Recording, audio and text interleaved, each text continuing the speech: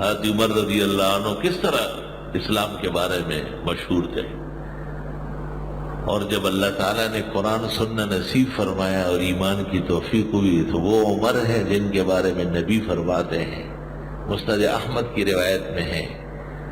فتح الباری مناقب میں حافظ نے نقل کیے اور اسانید سے بھی،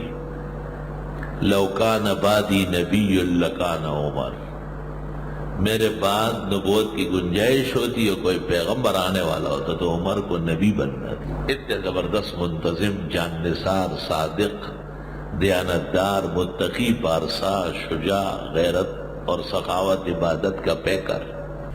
اس عمر نے اسلام لانے سے پہلے اسلام والوں کے ساتھ خوب سختی کی۔ وہ خود بیان کرتے تھے کہ جاہلی دور کے گناہ اور اسلام کے زمانے اول کی میری سختیاں جب میں سوچتا ہوں تو میرا جسم ٹھنڈا ہو جاتا ہے، لیکن اللہ نے اسلام کی توفیق دی